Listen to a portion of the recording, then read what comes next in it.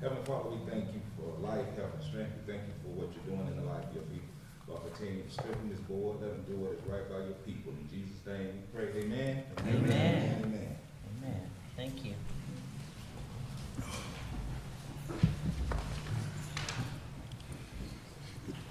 Good evening, Quincy, and welcome. Today marks the first day of school for Gadsden County students, a day that changes the entire rhythm of a city. Before sunrise, alarm clocks were ringing a little earlier. School buses returned to familiar streets. Parents checked backpacks, packed lunches, offered last-minute reminders, and watched their children step into the new year. Tonight, our homes and neighborhoods are already settling into new patterns and new paces to embrace. To every student who walked through the schoolhouse door today, we are proud of you.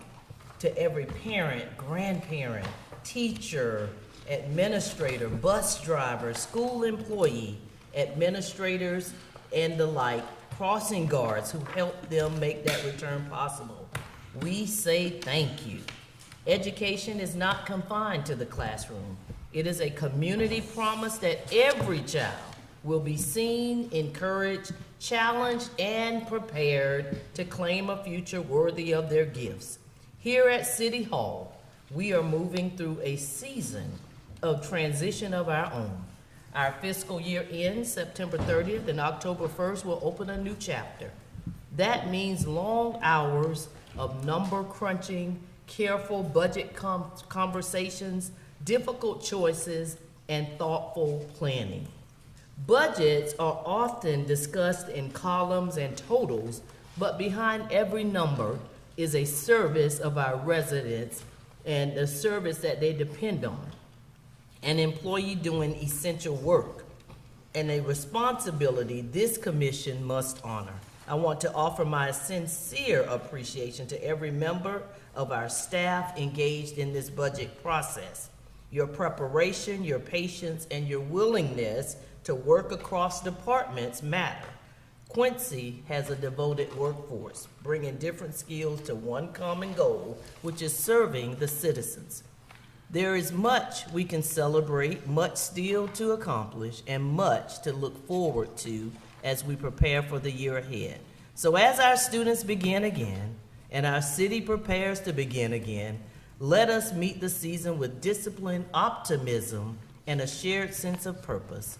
Let us ask the hard questions, listen closely to one another, and remember that progress is built when capable people choose to move in the same direction.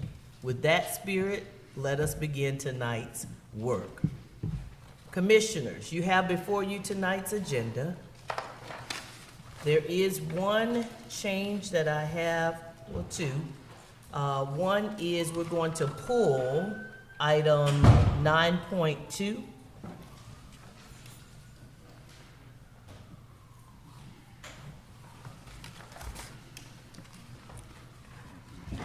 And if we could add to presentations and proclamations, 4.2, add QPRD presentation by QPRD Director, Ms. Shawana Moore.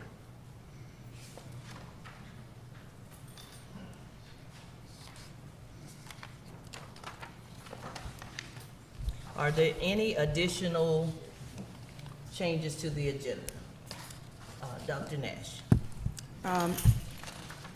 Mayor, thank you. I'd like to add on the old business, police enforcement report update. And under 4.5, there'll be 4.6, I believe, and 14.6. And 14.7 would be organizational chart.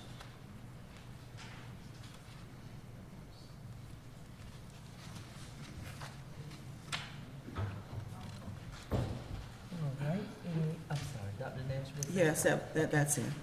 Thank you. Commissioner Stevens? Could you repeat the first item that you said? Police enforcement report. Police enforcement. Okay, thank you. That's 14.6, 14.7 organizational chart. Thank you, Mayor. Any other changes, commissioners, or additions or deletions? Mayor, I make a Commissioner. motion to approve the agenda with the changes that have been suggested. A second. All right, we have a motion by Commissioner Stevens to approve the agenda with the changes, and a second by Dr. Nash. All in favor, say aye. Aye. All opposers, same sign. Any questions?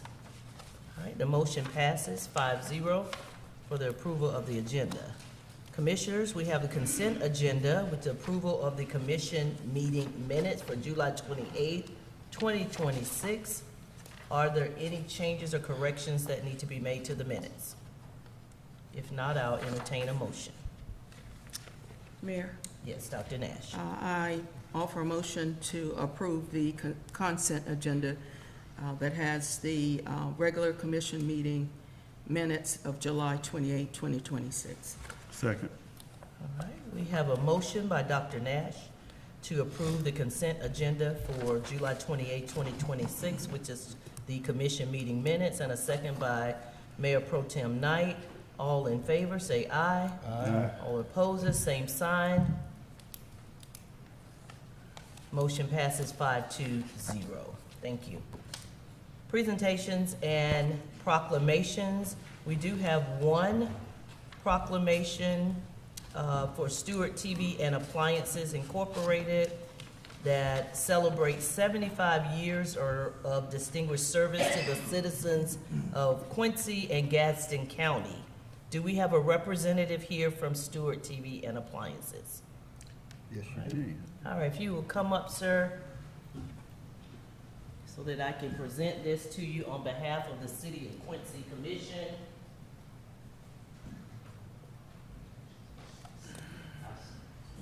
All right, so we present this to you in celebration of 75 years of distinguished service to the citizens of Quincy and Gadsden County. Whereas locally owned family businesses are the foundation of thriving communities, preserving the traditions, values, and relationships that define a citizen's character while contributing to its economic vitality and quality of life.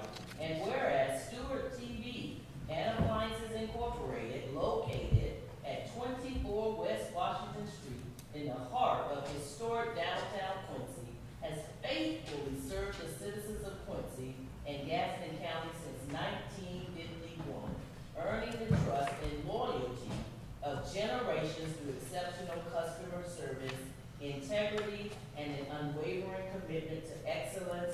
And whereas for 75 years, Stewart TV and Appliances has witnessed and adapted to extraordinary changes in technology, commerce, community life, while remaining steadfast in its mission to provide dependable products, knowledgeable expertise, and personalized service that can only be found in a locally owned family business. Now therefore, I, Dr. Robert L. Wood, Mayor of the City of Quincy, Florida, on behalf of the City Commission, Dr. Beverly Nash, Commissioner Ron K. Harris, Mayor Pro Tem Knight, and Commissioner Stevens, we present this to you on behalf of the City Commission and the citizens of the City of Quincy.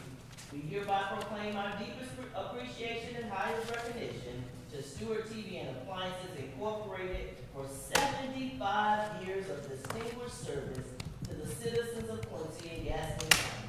Please give him a round of applause.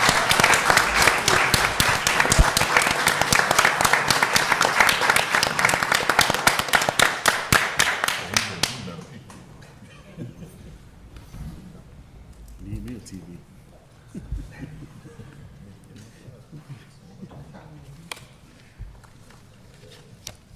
Now we will have QPRD, Quincy Parks and Rec Director, Ms.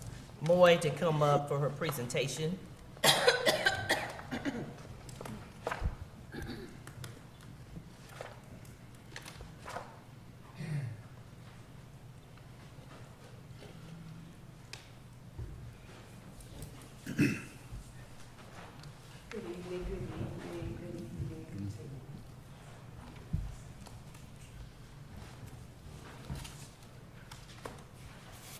don't want to be before you long, but I just wanted to take some time to give an update on some amazing things at Quincy Parks and Recreation. First and foremost, our adult kickball league was amazing. We just finished on this past Sunday. If you got a chance to pass by, we were out there close to 11 p.m. Games ran a little longer than expected, but just an amazing time.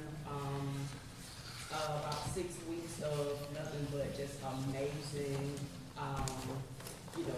fellowship fun with the adults, just family members, people of all ages, and things of that nature. So I have with me the tournament champion team representatives here from Main Attraction, which is the Sister Francis Galloway, and if you guys want to come up and bring your trophies as well.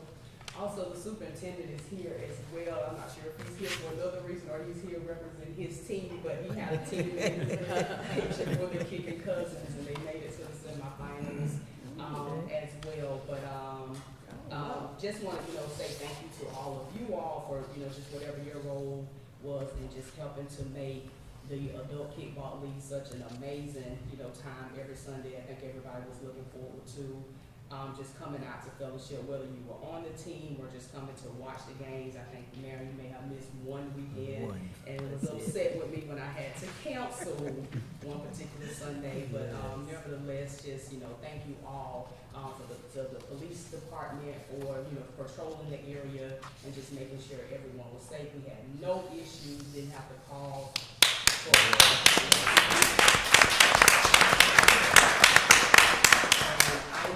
hundreds of people every weekend, every Sunday. The crowd got bigger and bigger, but no issues. One medical issue, may have a little concussion, but it was just so competitive, with everyone that played. And so I want to give you the floor just for a minute. If you want to say anything? First of all, I just want to thank God for being here today. I want to thank Shawana for this opportunity to be recognized as something different. Something never been done at the recreation department. Just a lot of things that she do. And I'm just grateful, man. I just appreciate it.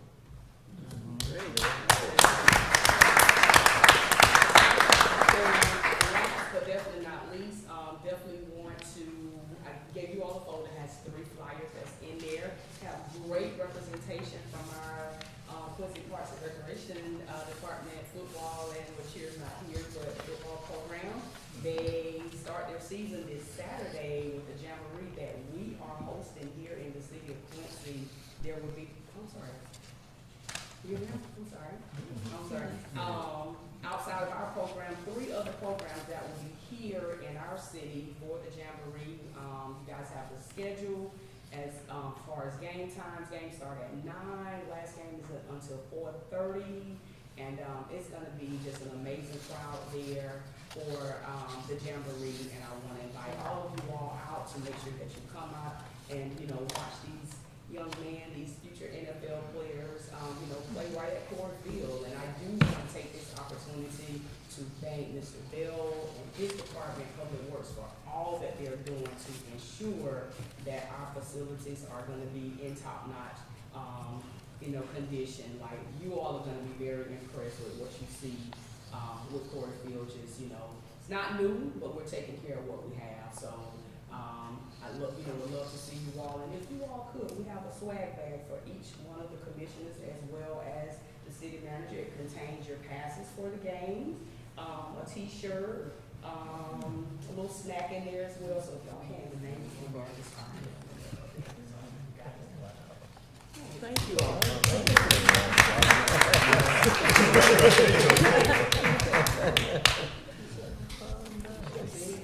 Watch yourself. Wait, watch yourself. Watch yourself. No more concussions. Especially not in Not here. here. Not here. Not ever, but definitely not here. How many hamstrings is pulled? All right, cool. 14 today. So handsome. Thank you. What's your name? Everything. Brian, thank you so much. appreciate you. I know. Expect you to do good in school this year. As I stated, Okay, I look forward to seeing you again, okay? Go through all of Okay. them. Of course, you do have the flyer on there for the jamboree as far as our game set. The games are in red, and you also have the flyer for the decals with Dad. So we are doing a little ceremony with the players and their fathers or father figures to come and help them place the decals on their helmets prior to the beginning of the season. So if you have any questions, I'm here, and if not, thank you all for the opportunity to serve the community as your Parks and Recreation Director.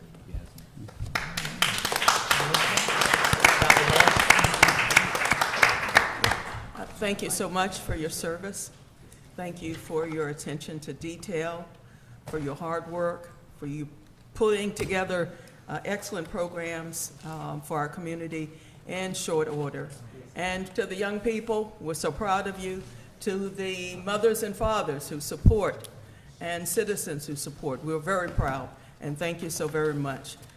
We look forward to more to come, and we will be following you young people as you go through the school year, because we expect great things from your participation, not only in the Parks and Rec program, but your participation with our superintendent at our schools. So thank you so very much. You did a wonderful job this season. So I just want to say, yes, I have enjoyed every minute. I mean, I, was out there for the softball, I think, games with the young people, the kickball with the adults. Now we're gearing up for football with the young adults. So I just, I can't say enough about, I've heard in the past that we have nothing to do for the youth. Boy, have we proved everybody wrong.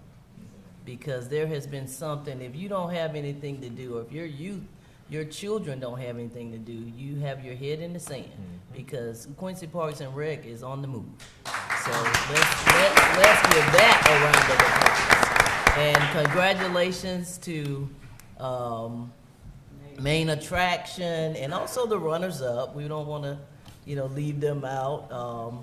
T-shirts and more were the runners-up. And again, it was just the camaraderie of people out there at that kickball game to see that complex come alive again. That's awesome. So thank you all. I hope you guys come back next year to the tournament. I know she's cooking up something for next year. So, and young people, school is in. I wish you all the best of luck. Listen to your teachers, listen to your parents, and they're not going to steer you wrong. Thank you all so much for the gifts. We appreciate it very much. Commissioner Young Stevens. men, smile. Smile, smile, smile. All right, thank you. Okay, well, all right. All right, thank you all. Thank you. Yes. Thank Can we you. give them another round of applause?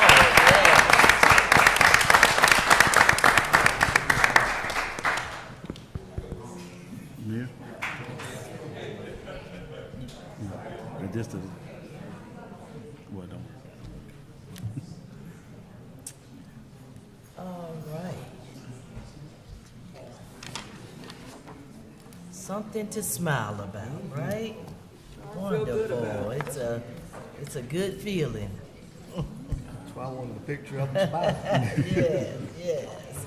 All right, so we'll move on to our next item on the agenda. Public comments. City Clerk, do we have any public comments, forms? Yes, ma'am, we do. Our first public comments, request from Ms. Earlene Taylor Ely, and she wants to address Toys for Tots. All right, thank you. Ms. Ely, please state your name and your address for the record. Good evening, Early Taylor Ely, P.O. Box 1131, Quincy, Florida. I just wanted to come before you. I spoke with a couple of you personally, but I want to come personally and thank you for your support.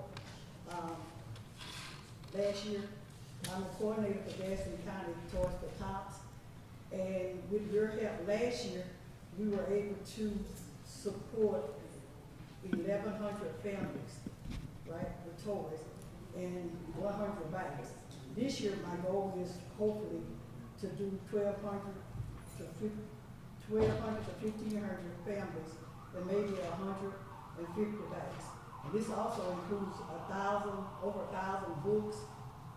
I don't remember what the school thing was, but anyway, and I'm also in need of a facility because we were housed over at the, what's the name? As you know, there's some damage over there, but I think I have a building. But I'm here to just ask that you please remember us in your budget so we can support these families and keep in with our motto to make sure every child has a Christmas. Thank you. Yes, sir. Commissioner. I just have a question. What amount are we funding you guys at? I know at one point it was $10,000. How much did we fund? 10,000 last year. You did? No, sir. I Oh, didn't really? get 10. Okay. Yes, sir, it wasn't 10. I don't even think it was 5. Yeah.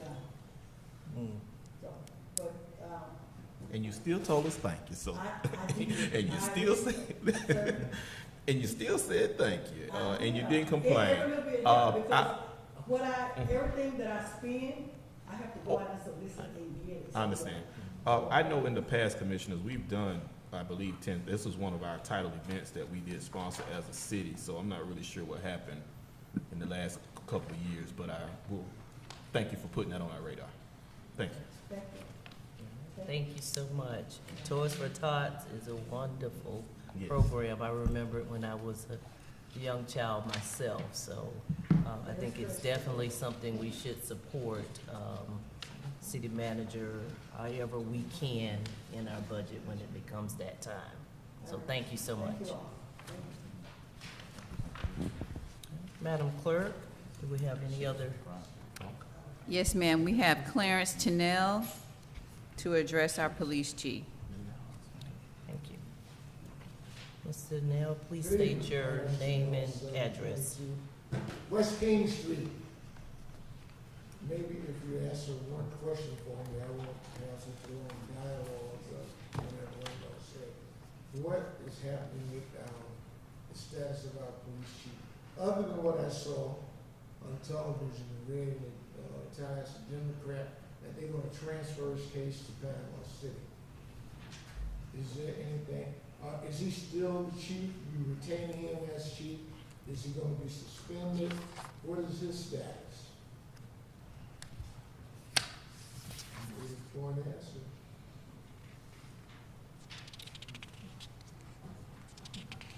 Usually for those questions, I would defer that to the attorney.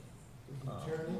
Right, I would, commissioners we won't answer Okay, that I question. said that because I think it's very important to the citizens of the state to know whether we have a police chief and how can, if you retain him, how is he going to gain the respect of the men underneath him? I don't see how it could happen. You can't go there and tell me what to do when you're not doing right yourself. I hate to see anybody lose their employment, but as a law enforcement officer, you should know better. I worked in law enforcement for 30 years, and this just didn't take place. If it did, the police officers who came upon him that night, there should have been a better way for them to handle that. And the thing is, apparently, they didn't have a lot of respect for him either, to arrest him and put him in jail. Okay? When I was coming up in law enforcement, if they came from you doing something, someone would take you home or have somebody drive you home, take your car, but you wouldn't end up in jail. Of course, that wasn't the right thing to do either, but that's the way it was then. But, and like I said, I'm concerned that we don't have a police chief, someone who's to be responsible for the men who wear the badge and the uniform. So, And it is a day-to-day operation, which is why I made the comment that I made. it's a That, day-to-day so the operation. city manager would be under, So I it's should not the direct- commission, okay, I so. should direct my question to the city manager So then. Mr. you City could maybe Manager. make an appointment with him and he could sit down with you and tell him what direction that they're planning to go. Okay, but that doesn't satisfy. Because we can't, during public comments, we really aren't supposed to answer the questions. But you don't think that the citizens, do, an answer or some type of update as to what's going on? And I will direct the city manager to give the citizens an I wish update. they would, because like I said, you guys spending my tax dollars, and I pay a lot for that corner down there, and I'd like to know what's going on. Yes, and we will make sure that the citizens have an update, via the city manager with the advisement of the attorney. Okay, I guess I have to keep forward looking in the paper or television for an answer. Time. What was that? Your time is up. Your 3 minutes are up. All right, thank you. Madam Clerk, do we have any other speakers? Yes, we have Hannah, who'd like to address utility and manager. Thank you. Hello there. I have a question about. Please state your name and your address for the record. I have a question for the manager. I'm a legal so I don't like to give it out. The manager, the utility bills came out the 6th. They were due the 7th. And on my bill, it stated that the penalty will start on the 7th. Now, we've been down this road before, and I followed all the instructions that were posted on your website. I called City Hall to try to get an estimate of my bill, and they said they could not give it to me. And I said, I'm getting ready to go out of town, so I don't want any interruptions. And the lady was very, very polite, and she said, I can't give you something I don't have. I said, do you have any idea when they will be prepared? And she said, we have no idea. So a lot of people started calling me, and I started calling your office, and I could not get a response. The phone just rang off the hook. So when will the bills be sent out in a timely manner? And I heard people say, well, you know, you're gonna get one. Yes, we are gonna get one, but we don't know what to pay if you don't know what to charge us. And secondly, Mr. Milton, I came up here 2 weeks ago, and I said that I would defer my comments until after I heard from my commissioner and you. And I did that because I thought you were going to address the issues when you did your comments, and you didn't. So I would like to probably make an appointment with you. I use all the methods. I called, I came by your office, and I text you. So could we just set up an appointment, because we have some serious concerns in the community. And I told you I would never stand here an interview without talking to you first. So I did text you. So preferably tomorrow morning, if you have time. Thank you so much. Thank you, Ms. Hedda. Any other There are no speakers? additional speakers. Thank you so much. Thank you, citizens, for all of your public comments. It is important for us as a commissioner, as commissioners who sit here to hear that. I will re-emphasize that typically when you're making comments, we are not to answer the questions, and but we're happy. I mean, it's a lot we want to say, but we've been advised to say very little. But again, the city manager, your commission, I like what Ms. Hannah just said, is the first line of defense to try to get those answers. But it's not that we're deaf and we don't hear you, because we do, just because we're not responding. So thank you all for your understanding.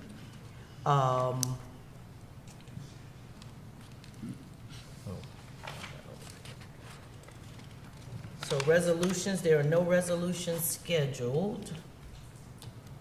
Reports and requests, city manager, Quincy Plaza Erosion and Remediation Funding Agreement, USDA. Thank you, Mayor. Agenda item 9.1, Quincy Plaza, Mr. Justin Ford with Dewberry. Good evening. Good evening.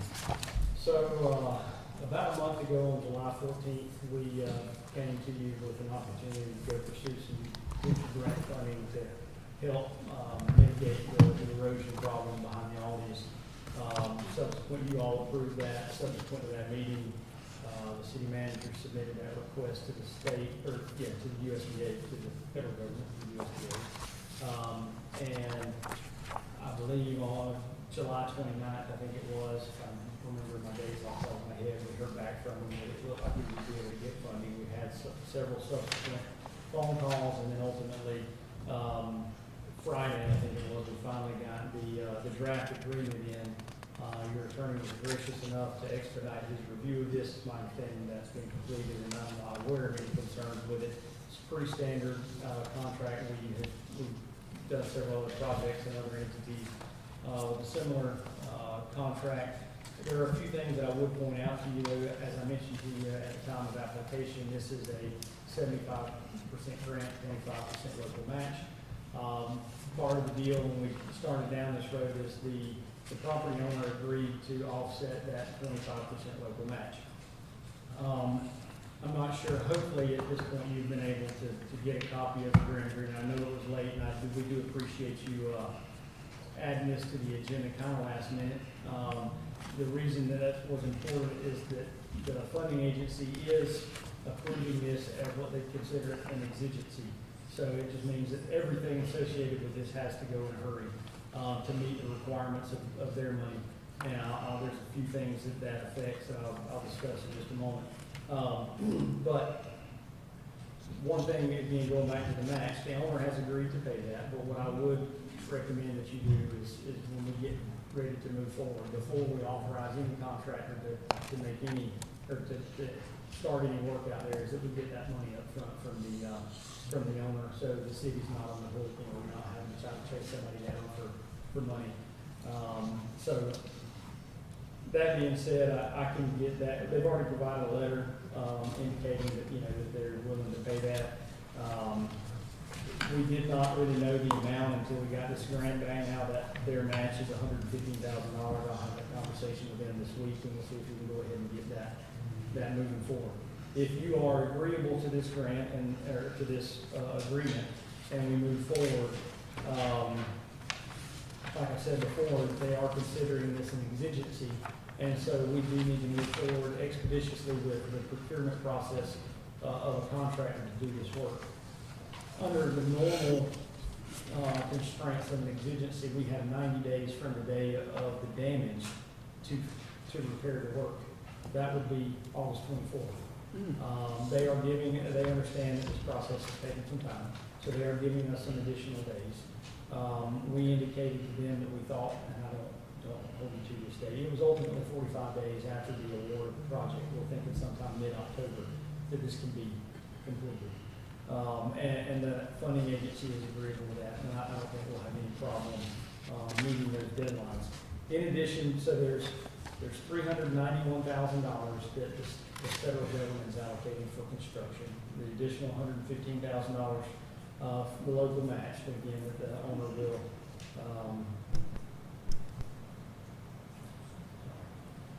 that the owner is agreeable to pay. In addition to all that, there's another $46,000 that the city can use. They call it for technical assistance.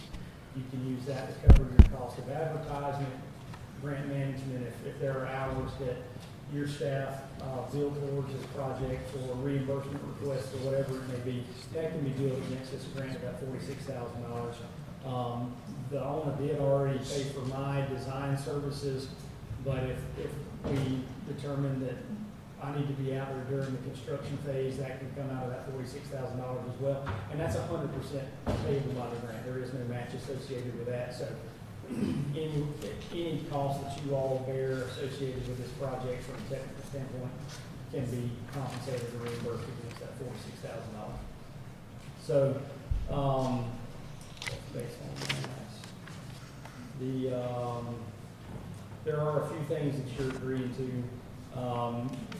They do not pay for any utility relocation. You do have some utilities in that vicinity, so any costs associated with that utility repair and relocation is not eligible by the grant. You're going to have to repair those anyway, so it's probably not an excessive burden back to the city, but that is something that you need to be aware of. We do have to provide progress reports every 2 weeks. Generally, we have done that in the past. I would assume that we would do all that for you all as well in this project.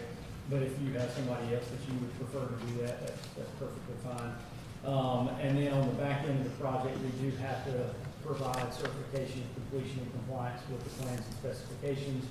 that has to be certified by an engineer, I will do that. I should have told you in the beginning, the project has, the design has been complete. We got the permit from the Northwest Florida Water Management District, actually the exemption about a week ago now. So all that is in place. We are ready to move forward with the construction of this project. So what we are asking you for tonight is, well, any questions on the grant agreement before we talk about what we're asking for? Mayor Pro Tem Knight. Yes, don't object to this at all, but you did say that the owner is willing to pay the 25% Yes, matching sir. fee? And they have already provided a letter to the city, indicating, and I've had several conversations with them, they're fully on board with that.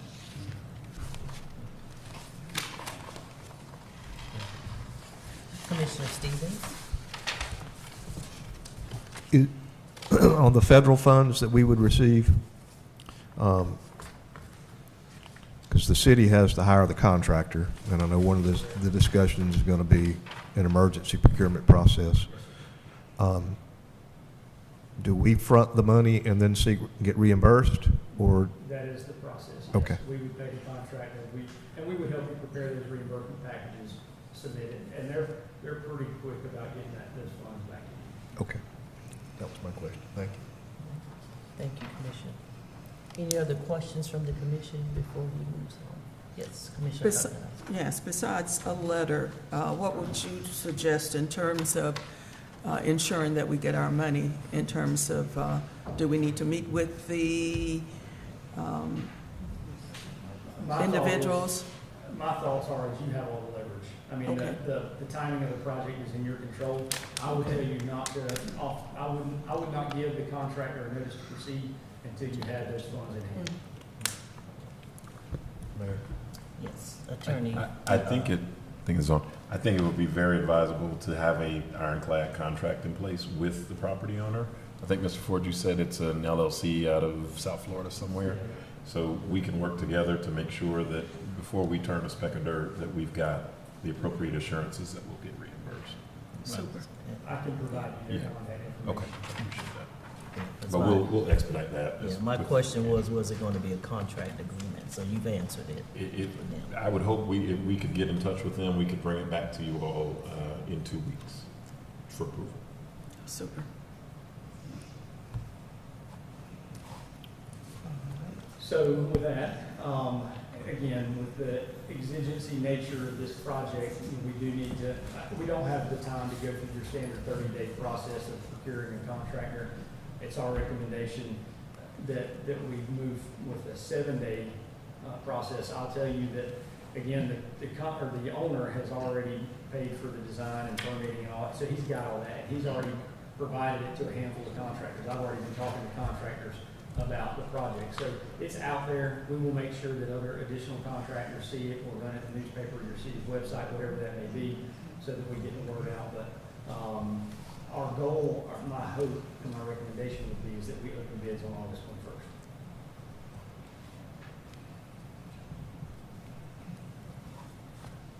Commissioner Dr. Nash, and then Yeah, thank you, Mayor. I see that you have, it has been suggested that we have a special meeting in order to deal with the construction services. And I heard the attorney say 2 weeks in order for a contractual agreement with the LLC. So, Is that a regular meeting in 2 weeks? Yes, sir. yes, In that case, I think we're probably fine. What I was Okay. trying to avoid by that, and maybe I should have done my homework better than I did. I just didn't want to open bids on August 21st, and then for some reason, we have to wait till September to award the contract. We need to be in pretty short order. So if you have a meeting that following Tuesday, August 21st is a Friday, that would give us a couple of days to review everything, make sure everything is in order, bring a recommendation back to you, and then have that on your agenda on the 25th. okay, all right then. And that was actually when you said open bids, I didn't know if you meant put out the bid itself. You mean actually do the bid? Okay, gotcha. Okay. Yeah, so our intent would be, if you authorize us to tonight, we'll start tomorrow putting the project on the street, notifying it, getting it in the newspaper, website, whatever it may be, to accommodate the August 21st bid date. any other, Commissioner Dr. Nash? Yes, with that information, and and the fact that we've been assured that the money is forthcoming, and that with the attorney's assistance, we'll be able to do the proper contracts for the LLC. I offer a motion to accept the grant and complete whatever emergency contractual procurement that's needed, and schedule according to the recommendations. All right, do I have a second? Second. We have a motion to approve the recommendation to accept the grant, complete the emergency contract of procurement, and schedule at our next meeting, award of the construction services by Dr. Nash, and a second by Commissioner Stevens. Are there any questions? All those in favor say aye. Aye. All those opposed, same sign. The ayes have it, 5-0. The item passes. Thank you, Justin.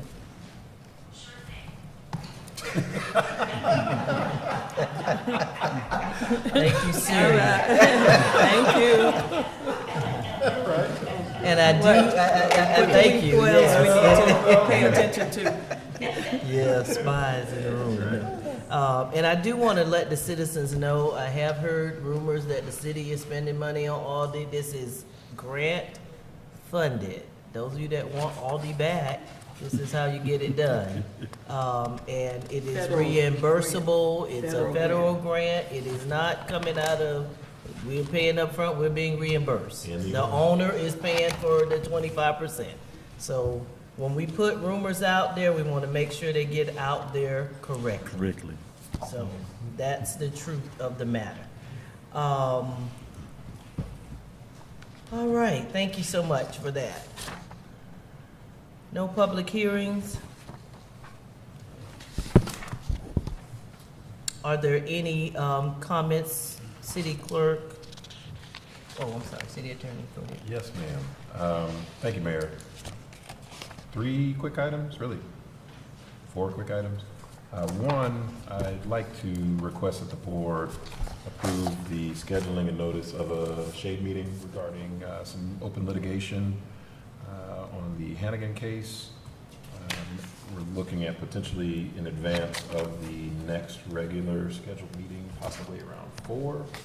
So if I could get a motion and a second on that, or if that date doesn't work, then alternate dates, but that date works for our outside counsel. I spoke with him earlier, so if we could do that, that would be great. The next regular meeting, the Tuesday, the 25th? Yes. Well, 4 o'clock. 4 o'clock, I won't be available. Could you we do do 5? 5? I can be here at 5. Okay, we can do 5. That's fine. Mayor, Yes. I make a motion that we approve a shade meeting for 5 o'clock on the 25th to discuss Hannigan litigation. I will second that motion. Any questions? All those in favor say aye. Aye. All those opposed, same sign. All right, the motion passes for the executive session or shade meeting. I guess. And I need to poll the commission on that too. Make sure. The second item is, Oh, I'm sorry. let me let the clerk poll Oh, the commission on that vote there. Mayor Dr. Robin Wood, Aye. Mayor Pro Tem Devonta Knight, Aye. Commissioner Ronte Harris, Aye. Commissioner Lane Stevens, Aye. Commissioner Dr. Beverly Nash. Aye. The motion passes 5-0. Thank you. Attorney, you have Yes, something ma'am. else? I also, and this doesn't have to be, this is really at you all's leisure, I'd like to try and work on some of our policies and procedures. I think I've spoken with many of you individually about that, just to update some of those things, discuss those in a workshop, and then bring it back to you at a meeting. If Again, I'd just ask for a permission to do that. I don't think we have to have a vote on it, but if you all could maybe give me some dates that y'all are available, it would be great that we could schedule that. Again, it's not something we can wait until after the budget season is over, but there are just some concerns that I have there legally that I think we can fill some holes with. So if you can just reach out to myself and the manager with some dates that work for you all, that would be great. If you look in your books on tab 6, request of Dr. Nash, Commissioner Dr. Nash, there's a memorandum regarding Amendment 3. That's the homestead tax exemption issue. There's some additional information that the manager and I are working on together, just with some strategies that we've seen in other places, other cities, what they're doing to try and potentially mitigate the effects of this passage of this amendment if it should pass. So peruse that at your own leisure, and then certainly if there are any questions, please reach out to me about that. And just really briefly to address some of the comments that are made, the reason that I'm advising the commission not to answer questions is, one, it's comments, but two, if there's any litigation about anything we say up here could be used against the city and against us if there's some manner of lawsuit or something that comes up. So that's not to dissuade you all from coming up. That's not to try and not take your concerns to heart, but just from a legal perspective, if there are specific questions or documents that you want to have regarding a particular item, the most expeditious method to get that is usually via a public records request, and we'll try and answer those as quickly as possible. So, as the mayor said, it's not that ignorance is bliss on our side. It's just that in order to protect the commissioners, protect the city, I've advised them to allow you all, of course, to speak for the 3 minutes, and if we're in a public hearing for longer, depending on the nature of it, but that's just been my sort of advice moving forward. So please feel free to comment, but my continued advice would be for the commissioners to maybe reach out to you one-on-one, or for you all to come in and gather that information that you may need from the city directly. So that's all I have, unless there are any questions for me. Commissioner Stevens? Thank you for the analysis that you did on the property tax amendment, and I'll just, as an aside, say that the latest polling I saw yesterday was 74% approve. So.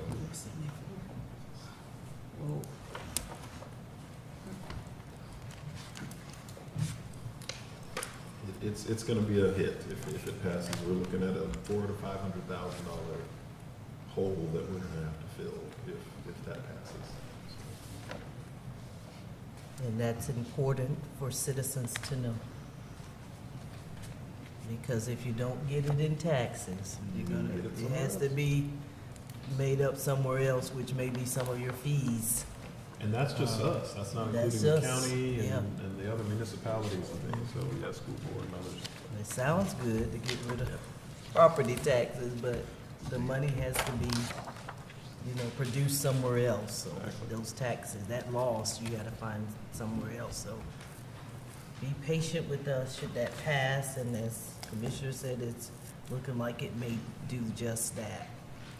All right, Madam Clerk, if I could just ask you to contact the commissioners and get some possible dates for the workshop, for the policies and procedures. I think that'll be the easiest way to go about it, and get some common dates so that we could definitely go over those policies and procedures, because as the attorney said, I'm sure he's heard from more than one of us about some changes that we need to put in place, even concerning, decorum, things like that. So if you would just contact us, and they can, commissioners can respond to you one by one.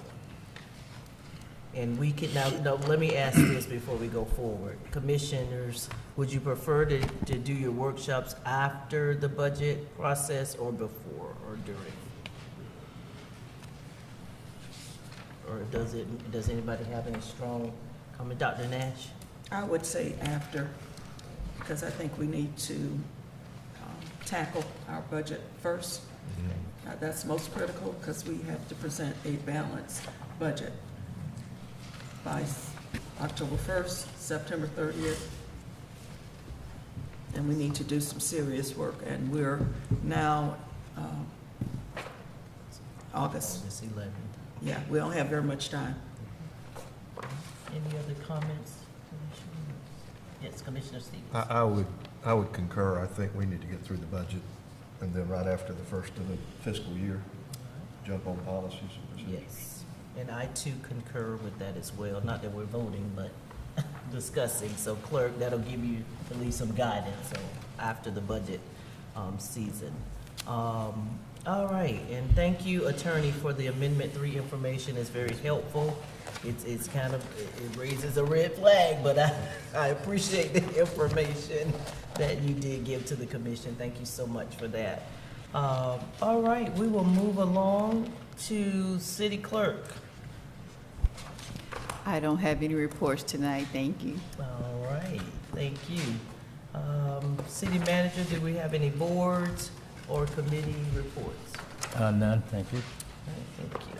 All right, so we move to, I guess, old business.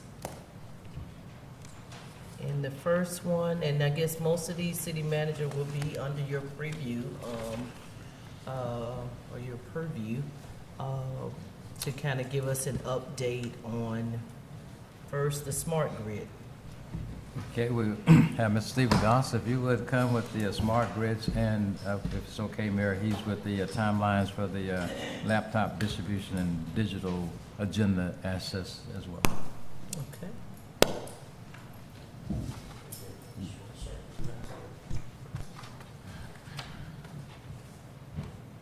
Good evening. Okay, on the smart grid, Tantalus actually had a meeting with them last night, and they released about 20 different billing format files to us through the portal. So I have to send those out to ADG to get them to review them, see if we can use them. The rep said that she would be more than happy to have a meeting, like a Zoom meeting, next week. Anytime would you like to do that? So it'd be a good time to test out the laptops with the new Zoom setup. So we had a Zoom setup at the same time. And I'd like to have probably about an hour that we can go through the laptops and verify everything's working correctly together. And a question and answer session. And she said Tuesday would work really well for everybody. So that's what she does. This upcoming Tuesday? It's up on Tuesday. 6 o'clock. What time? 6, 5, 6. 5?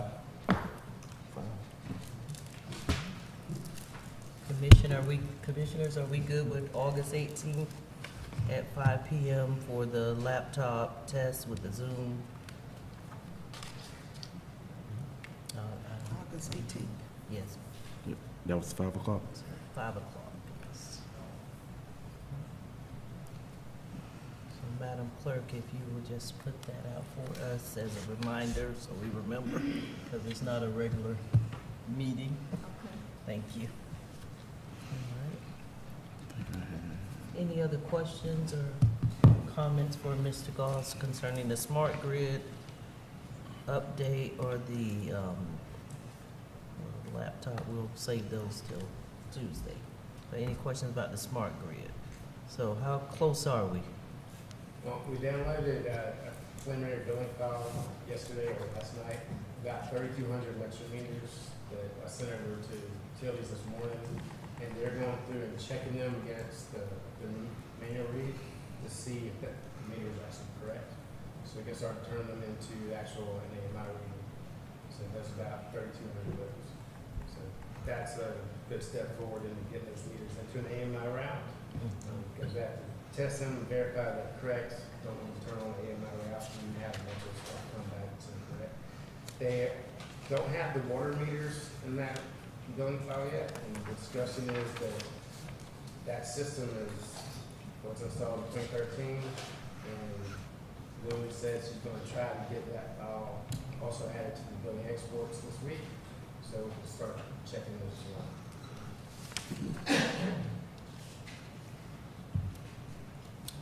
Okay.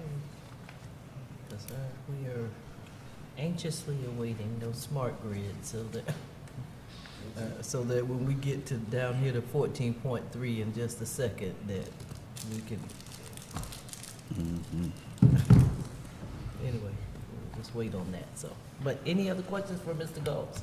Otherwise, we'll, thank you so much. City Manager, we'll move on to the forensic audit. Mayor, thank you. The clerk is going to give you a hard copy of a draft that she primarily worked with. You should have received it electronically a day or so ago, but you know, with the draft that you have, the primary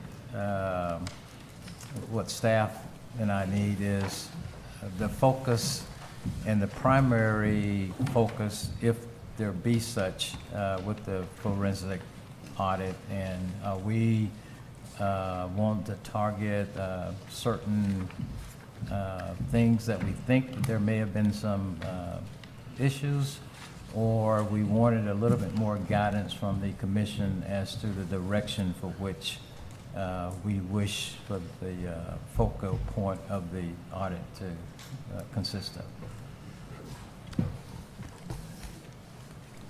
Thank you, Commissioners.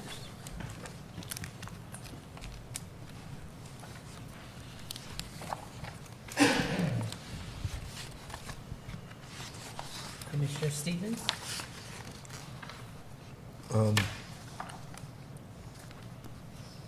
I think whatever forensic audit we do, it needs to include the CRA. If we're going to hire an auditor, we need to probably, as the CRA, take it up and look at both the CRA and the city paying for portions of that. Just my thoughts. Not a bad idea, but we can't actually approve the CRA audit in here, but I know where you're going, so maybe at our next meeting. We Yes, ma'am. definitely discuss that. Yes, Thank ma'am. you. Commissioner, scope of this forensic audit? And we know, I think we were targeting what utilities, that area. Yes, Dr. Nash. I think we need to do our finances. I'm not opposed to the objective and background information that has been stated on the sheet that we've been given, the proposal that we've been given.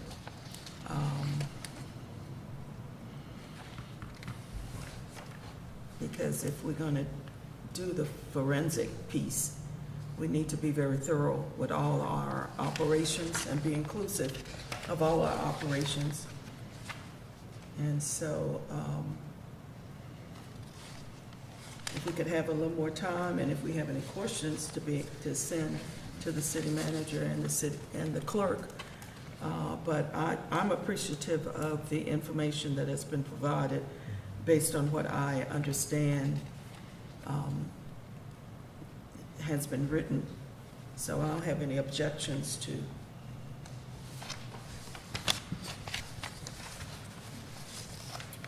the scope or objectives. Thank you, Dr. Nash.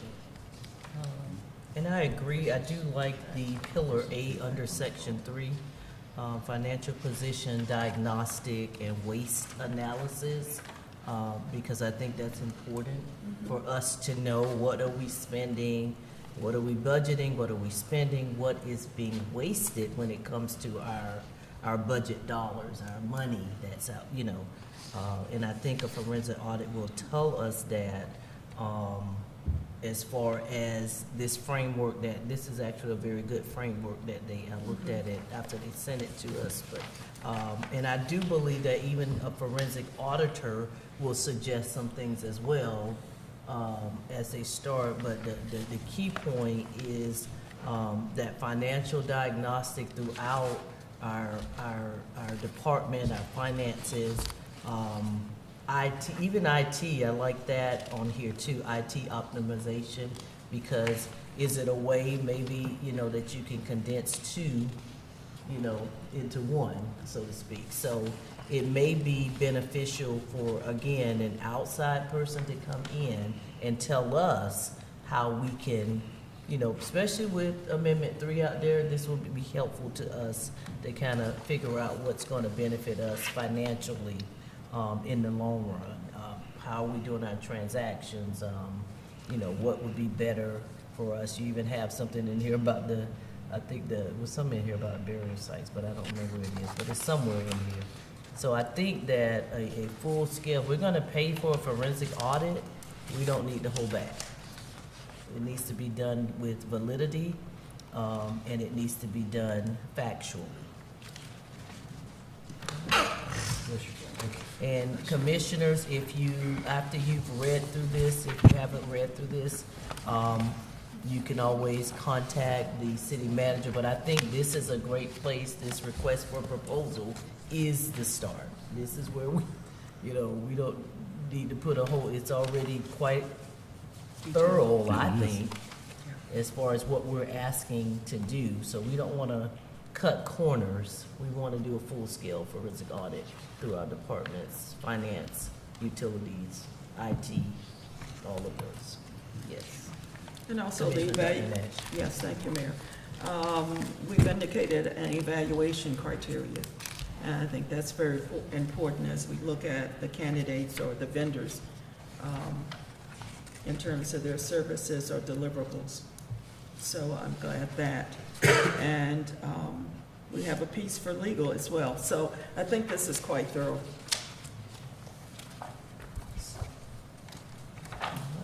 So city manager, are you asking us to give Well, you? Yes, we heard you all's input. We'll give it a couple of days and we'll work with the clerk and whoever else, and we'll get the RFQ put together and bring it back at the next meeting for your approval. Okay, thank you. Well, if there are no further comments on that, let's go to the elephant in the room. Meter reading, meter readers progress, utility billing, residential and commercial arrears report. City manager. Okay, meter readers progress. We currently have 4 full-time meter readers again. So that is the complement that we've had prior to the latest where we've lost a couple. And so we're back up to full staff with meter readers. We also have 1 additional OPS that are working 20 to 25 hours a week or so to help out. So may not be this billing cycle, but hopefully after this cycle, we should be back when it comes to meter readers as far as that part of the issue. So weather holding up, and those guys are actually working diligently the past couple of days. Not that they haven't been before that, they've just been kind of short-staffed. And working to get them, the 2 additional ones, the 1 full-time and the 1 OPS, get them all trained. So we're doing good in that department. Utility billing, once we get that to where we get the data in, and the data clerk can get it to the third party, then that will help with that. Now, sometimes mail delays and other things may happen. Of course, we don't have any control of that. But what we do have is trying to make sure that we get the data and everything into the system so that all the other processes that take place after that could fall in place. You received, again, and it was probably just a couple of days or a day or so, a copy electronically of the arrears report. But sometimes, you know, you want to have it in print, and so you was provided a print copy with the Cycle 1 residents and Cycle 2. No names, all the names have been taken off, but the addresses are there. And the same thing with the businesses. Those businesses that are on Cycle 1 and Cycle 2 is listed there as well. Thank you. Commissioner Stevens. Thank you for the report. Regarding the arrears report, there are at least 2 listed under resident cycles that are businesses. And they've got some extremely high bills. Okay. 18 South Adams. And What page is it on? it's on page 2. And 502 West Jefferson. That's right next door. Okay. So we need to make sure that residences are residences and businesses are businesses on our arrears report. Okay. And when they're behind, one of them's behind $11,910, and it's a business. They don't need to be pumping gas over there. It needs to be shut off. And the other one's behind,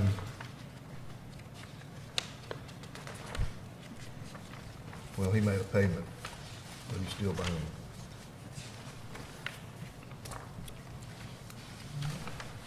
Okay, we'll definitely pull and look at those a little bit more carefully than the rest of them. We kind of. Well, I look at the residents, and when you see a number that high that jumps out, it's like, what is that residence? And then you look at the address, and it's a business. Gotcha. That's what flags it for me when I'm looking at it. And city manager, I'm sorry, Commissioner Stevens, okay, thank you. City manager, where are the commercial businesses arrearage? Because I only have resident. Do you all have No, I don't have something that business. says business, commercial businesses? No, I don't have a sheet that says business. So all of these are residential, except for the two that are not. Is it a?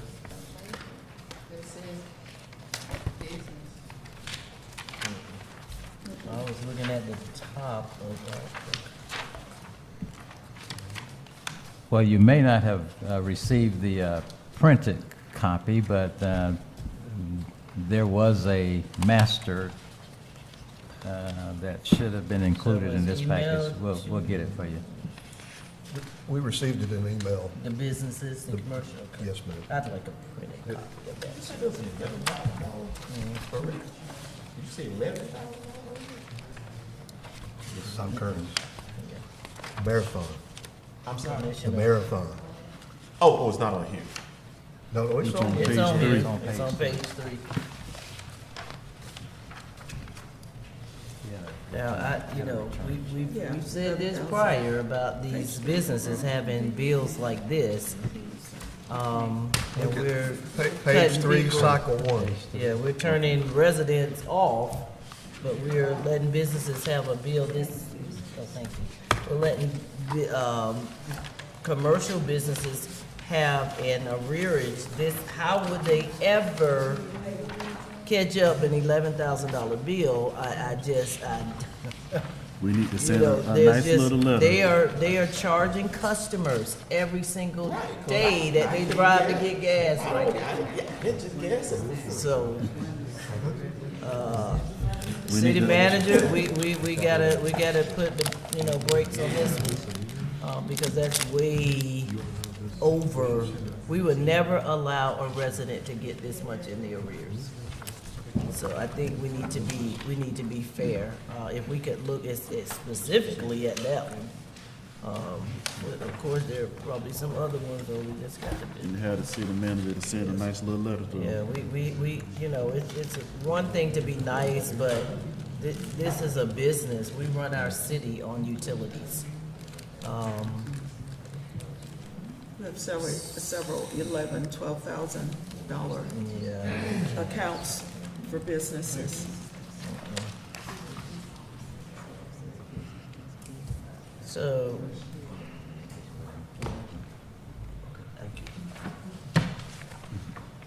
And are they paying these, are they paying anything? Yes, sorry. Mr. Tennell, you? Yes, quick question. Who's responsible for that? For anybody that. Come up to the mic for me, Mr. Tennell. My utility bill is about $300 a month. If I go past the 22nd, I think you hit send a notice about you gonna cut it off, and here's somebody owed $11,000. Who's responsible for that? I mean, somebody in utilities on this bill need to go to jail, really. That's all I can say. I mean, it's ridiculous. Not yet. My bill, in fact, I don't even wait for the bill to come out. I come around here and pay it out of my pocket. And here's somebody with $11,000. That's just unreal. And somebody needs to answer for that. Well, okay. So I think, Mr. Tennell, we're all saying the same thing. I think we've already asked the city manager to check on that because that is concerning. And I'm sure he will move forward with the direction of the commission as to, and not just that one, there are several on here that I don't see payments, but the bill is, unless I'm reading this wrong, the bill is steady going up. So if we could, there has to be, I mean, I don't even think it takes legally to do anything. I just think it takes just pressing a button, turning them on, but that's me. You know, I might be different, but extending a courtesy is one thing, but being taken advantage of is another. So, city manager, if you'll get back to the commission on steps that we're going to use to move forward with some of these extremely high utility bills for especially commercials. I mean, I'm concerned about residents as well, but we got to start somewhere. So let's start with the commercial businesses. Commissioners, any other comments or directives for the city manager on these utility arrearage report? Because I'm going to go backwards in how we discussed it.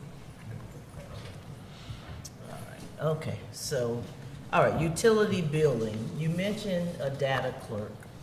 Well, let me let the commission. Any commission want to talk about the utility billing before I ask my question? So, city manager. That was his second thing. Utility billing, you said, can you clarify? You said the data clerk inputs the... Actually, Amanda, help me. I think the actual title is billing clerk.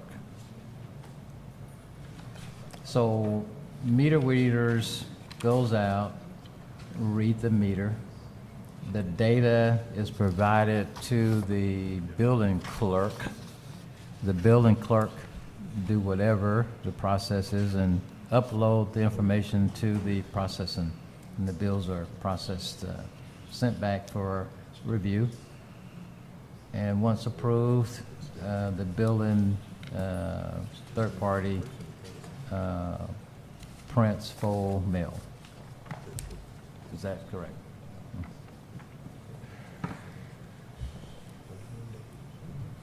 So the breakdown, when a person, okay, let's just try to clarify. When a person doesn't receive their utility bill, or if they go online and the amount due is 0, the breakdown is in the meter reading, or is it the input of the data? Or is it the third party? I don't think it's third party, because they're waiting to get the information, right? Correct. Well, it could be a combination of all that. I mean, the meter readers have to get the data to the billing clerk. So they may do that, and then there may be some glitch or something at the billing clerk. And then the billing clerk gets it to the processing company. So both of those might work correctly, but then once it gets to the building, the processing, they may do what they do correct, and then it goes to the mail.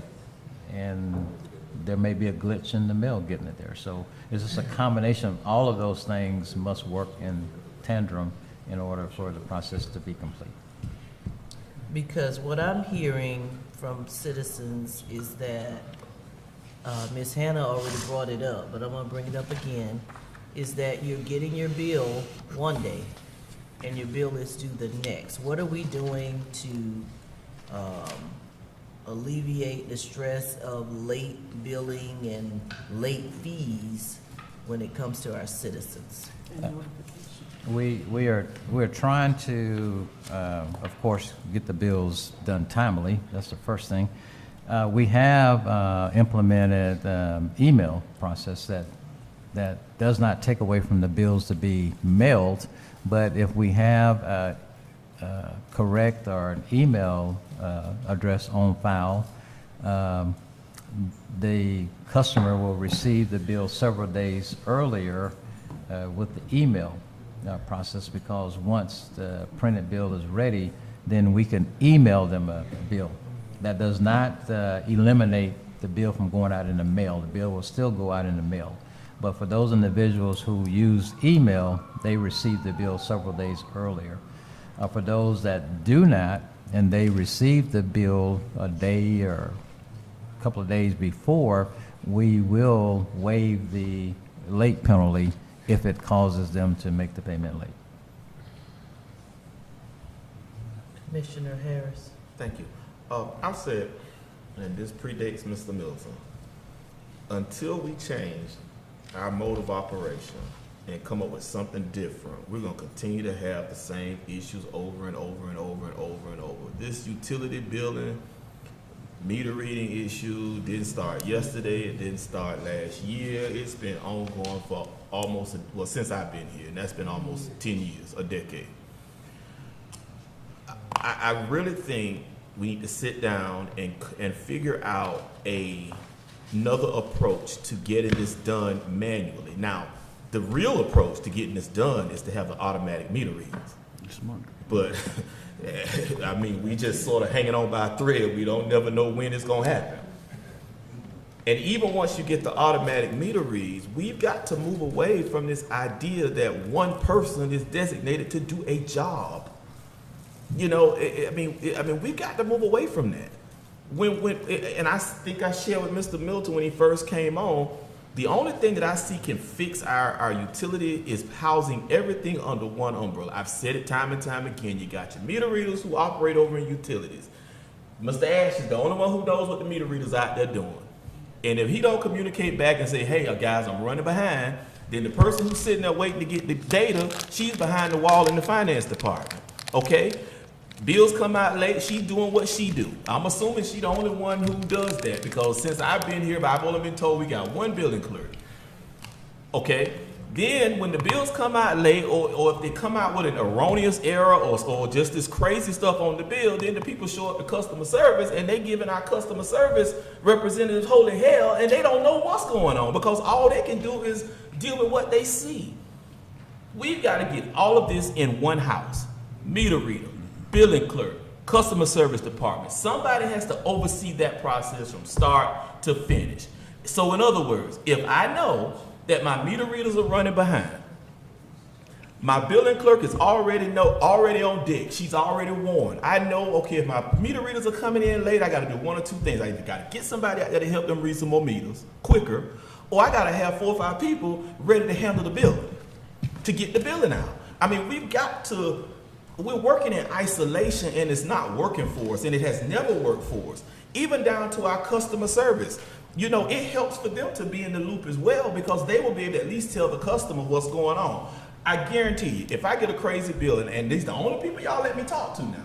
So if I call City Hall, the only people I can talk to is the customer service window, and they can't tell me nothing other than what's in the system. And we owe our customers a little bit more than that. There should be somebody who can walk this thing through. And it's the same thing with getting an error corrected. You know, you go to customer service. Well, I got an error on my bill. Okay, well, I got to send it back to finance. Then finance got to get back to the meter reader over. And it's too much. If we're going to run an enterprise, we've got to get everything in-house under one umbrella. where everybody, all parts are talking to each other on a daily basis. Now, I suggested in the last meeting that we train, I don't know how many guys Bill got who got a little extra time in the evenings. I don't even know how many utility guys got a little extra time in the evenings. If we have to get a team of meter readers, give them 2 hours in the evening time. Let's get these meters read and let's get the data back in. Have us a team of billing folk who can get the bills out, because we got to figure something out. I understand the frustration of getting the bill on the 6th and it's due on the 7th. And if you don't make that phone call, and if the systems don't talk to each other, and you end up paying a little bit late, guess what's going to happen? They're going to flick you off because this department didn't talk to that department, didn't tell that department something. So I keep going back to I keep preaching this same sermon. We've got to get our enterprise under one umbrella if we're going to fix it. And we got to get somebody who's managing all these moving parts. And so when we see a hiccup, they can automatically put an intervention in. You know, and so if there's an issue with billing or that third party, then we all know what's going on and we can handle the issue. Even our customer service reps can say, well, hey, we had an issue with third party X, Y, Z. People understand when things happen because we're human. The part that the community don't understand is when you call and you try to get an answer and don't nobody know nothing. Now that's frustrating. So I didn't mean to go off on a tangent there, but we've been dealing with this for over a decade.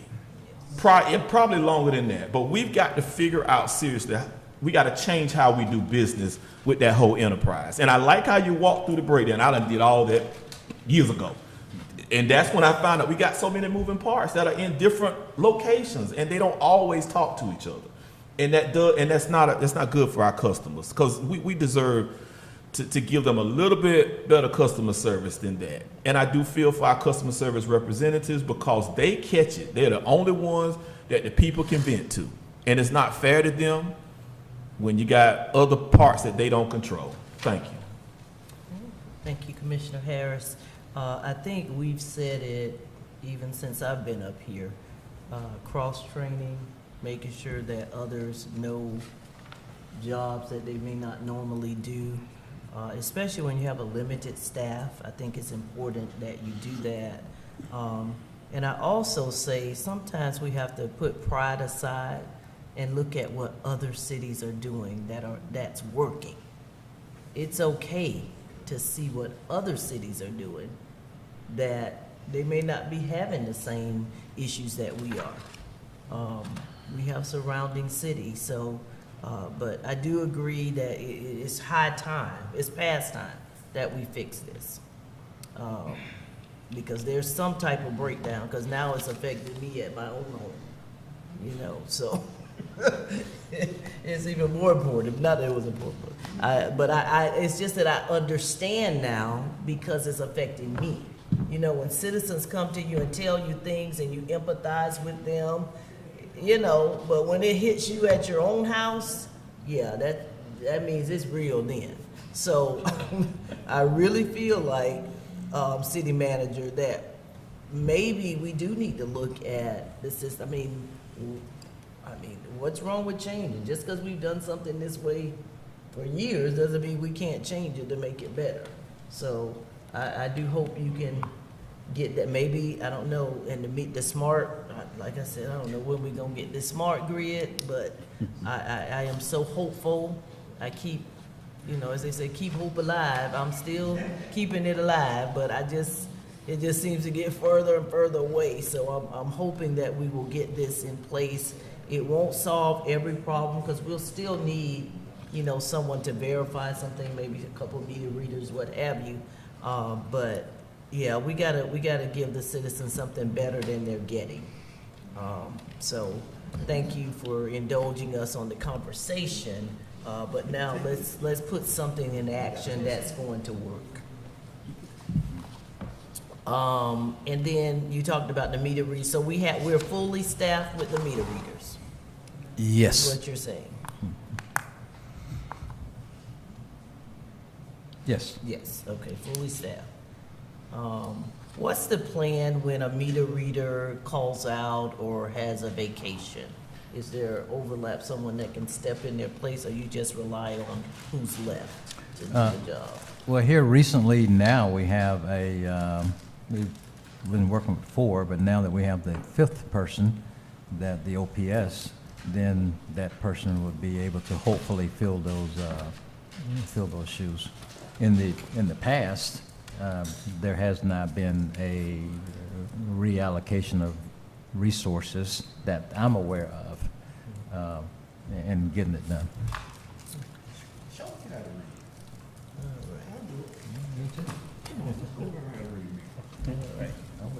Thank you, City Manager, for that. Commissioners, do we have any other comments on item 14.3? Otherwise, I will move on to 14.4, budget workshop dates. City Manager? Ms. Amanda, would you share with us, we have 2 dates that we must have. And if you would share those dates, one for which is September the 14th at 6 o'clock. 15th. Oh, September the 15th, okay. So That's if you, the first public hearing. And the second would be September 29th. So prior to that, we wanted to have a budget workshop. Right now, we wanted to do the 18th. I heard y'all have a 5 o'clock that y'all probably gonna do. So possibly after that one. And then any additional workshop dates, we would have to get you all's input to figure out when you're available. correct. Now, if I could add to that, on the 18th, prior to the 18th, we should have you with electronic, and we'll provide a written, if you desire, of all of the departmental recommended our budgets of where we are to date. And that would be the first discussion with the departmentals beyond the clerk and the attorney and the commissioners. But you would have each of the other departments, we'll have that to you